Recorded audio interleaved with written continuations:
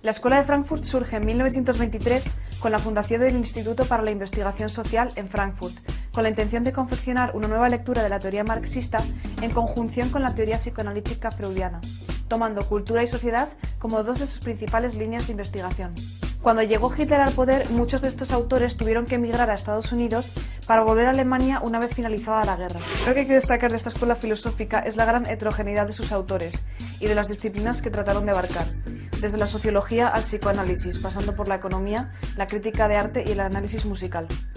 La clave para entender la Escuela de Frankfurt es la simbiosis que tratan de hacer entre el materialismo dialéctico de Marx y la teoría psicoanalítica freudiana. ¿Por qué? Porque, habiendo presenciado los fracasos de las revoluciones obreras en Rusia, se vieron en la necesidad de hacer una nueva lectura del marxismo y cubrir todas las inconsistencias de una teoría que aún creían válida. Para ellos, el principal problema de Marx no era la imposibilidad del cálculo socialista, sino únicamente el hecho de que parte de una noción del mundo determinada exclusivamente por las condiciones materiales. Según estos autores, la cultura juega un rol fundamental a la hora de determinar la dominación de unas clases sobre otras, y los capitales culturales tienen siempre la misma importancia que los capitales físicos. Adorno, Horkheimer, Habermas, Marcuse identificaban el problema, que es la manipulación a través de los medios de comunicación. Manipulación que hoy en día se ha sofisticado hasta infectar las principales redes sociales, buscadores y sistemas operativos. Pero el problema es que yerran en el diagnóstico y no alcanzan a identificar a los verdaderos autores de esta manipulación, apuntando en su lugar a un ente abstracto que es la sociedad capitalista.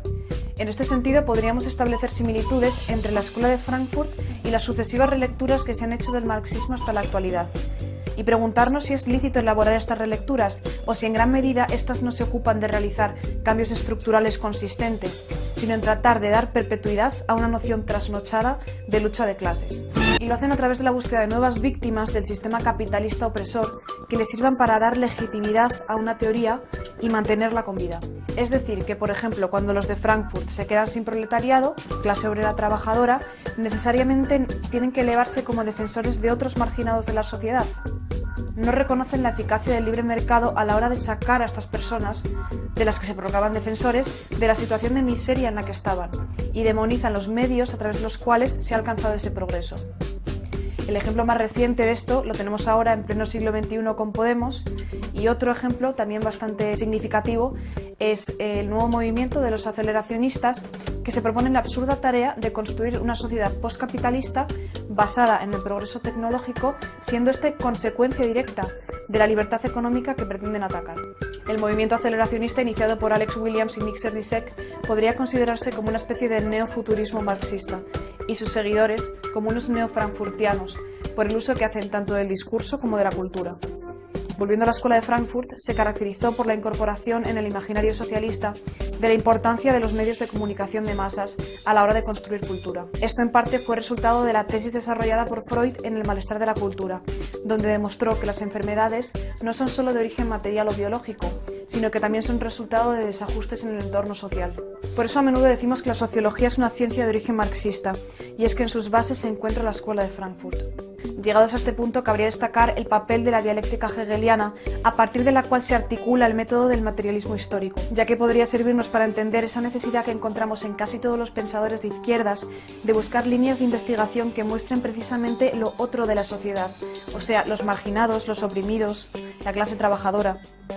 Para que nos entendamos, la característica fundamental de la dialéctica consiste en identificar la confrontación como el principio fundamental sobre el que se sustenta la realidad. La idea de que las cosas se enfrentan unas a otras oponiéndose en un proceso por el cual crean nueva realidad. Esto nos remitiría, por ejemplo, a la teoría sintética de Darwin, en el sentido de que la evolución son esos cambios en la frecuencia de genes a lo largo de las sucesivas generaciones que resultan en una progresiva deriva genética y en la selección natural. Partiendo de una tesis se plantea una antítesis y de la confrontación de esas ideas se extrae una síntesis libre de las inconsistencias de la tesis inicial.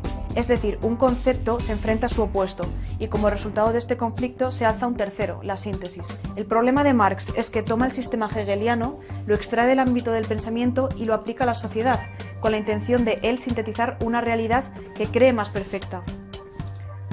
Dota del carácter de tesis y antítesis a grupos humanos concretos, la burguesía y el proletariado.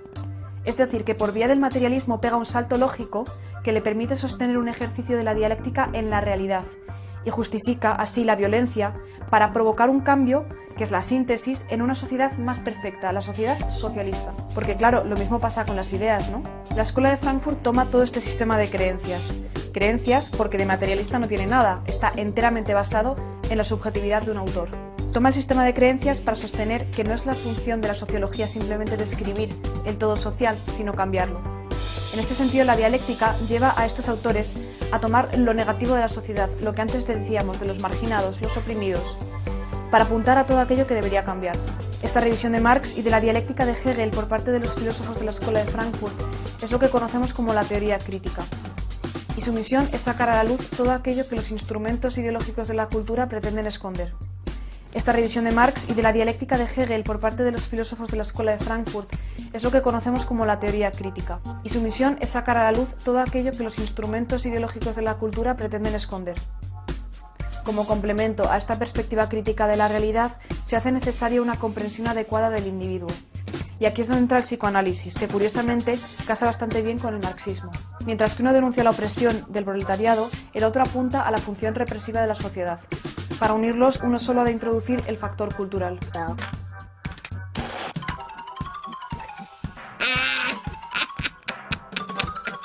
Alguno de estos autores diría: la sociedad misma señala los temas y las líneas de la investigación en aquello que reprime, en aquello que silencia. Y una sociología a la altura de su tiempo debe atender precisamente a estos mecanismos de dominación de la sociedad para rescatar la verdad de lo que oculta. En mi opinión, hasta aquí el planteamiento es perfecto. El problema viene a la hora de identificar a los actores que ejercen la represión. Y uno tras otro estos autores incurren en el mismo error por influencia del marxismo.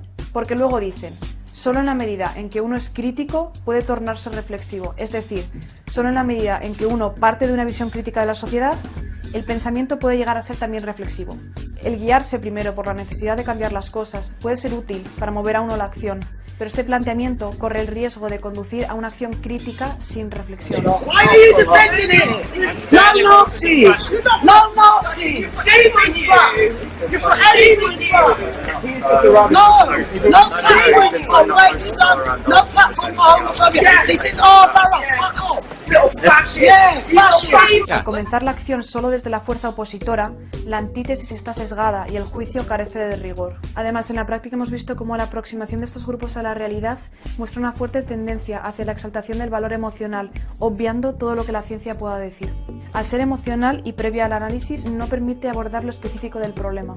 El análisis viene después, cuando ya se han enfadado, cuando ya saben quiénes son los malos, o al menos están satisfechos con la idea que ellos tienen de quiénes son los culpables. Por lo tanto, una sociología basada en esos supuestos supone un coladero de energía y de recursos, en el sentido de que pierde la capacidad de identificar correctamente a los agentes represivos, como una pataleta de alguien que intuye que está siendo manipulado, pero no se molesta en ver quién es el que verdaderamente le causa esa molestia.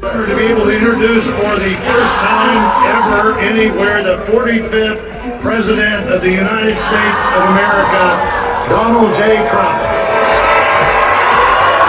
Adorno y Horkheimer, en la dialéctica de la Ilustración, se oponen a la razón y desconfían de la capacidad del hombre para construir sociedades justas e igualitarias. Critican el monopolio tecnocrático de los científicos, que buscaban diseñar una sociedad perfecta, lo cual, paradójicamente, no les inhabilitaba a ellos a hacer lo mismo como científicos sociales. En el desengaño de la Ilustración, Adorno elabora una crítica devastadora de la razón occidental, poniendo en duda toda afirmación como un constructo sujeto a condicionamientos ideológicos, hasta el extremo de desarrollar una dialéctica negativa, o lo que es lo mismo, una crítica sobre la propia crítica.